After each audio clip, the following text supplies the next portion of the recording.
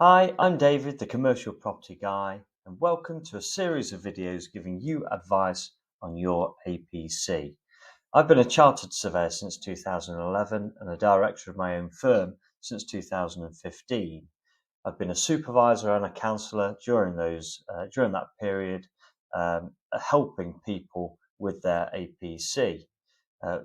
So, what to expect from the APC final assessment?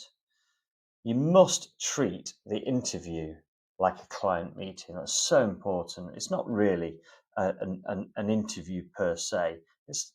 They are trying to assess whether you are a safe pair of hands with clients of your own.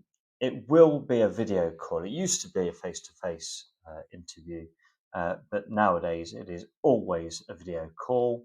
And the assessors, of which there probably normally be three, but sometimes there are only two, will ask you to do a 360 to make sure that there's nobody helping you in the room, or you've got no notes helping you or anything like that. And they can ask you to repeat that 360 as well throughout the duration of the interview.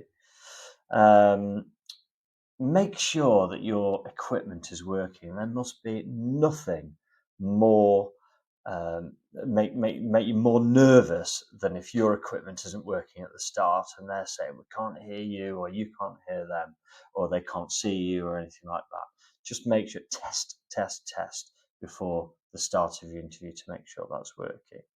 So in the actual interview, you have to present your case study for 10 minutes. You do have the option of sharing your screen and things like that. I wouldn't do that too much, but if it really helps explain a point, then it might be a good idea. So you get 10 minutes doing that. Then there's 10 minutes of questions on your case study. So if you've done a letting or a sale or a lease renewal or evaluation, then they will ask you 10 minutes worth of questions about that. And then for the next 30 minutes, they'll discuss your overall experience, your CPD, your technical knowledge and things like that. And then the final 10 minutes is on ethics. So what I would say is 50% of the whole process there.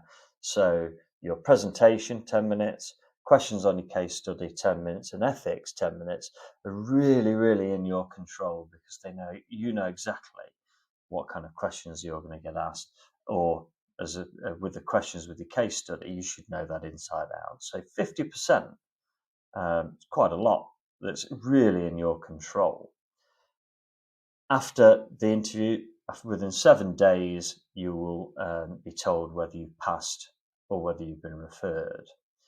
Now, I've been speaking with an assessor this week, and he says that currently just over 60% of candidates are referred, mainly due to not being level 3 when they say they are, and they're possibly just shadowing in certain roles. Now, remember that level 3 means that you can give advice. It's not just presenting things or knowing something about it. It's that little bit extra where you can actually give the advice. So, some tips for your final assessment.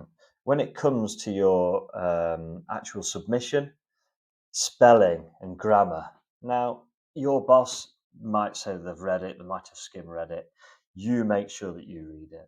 Ask your mum, ask your cousin, ask your next door neighbour, ask your old teacher.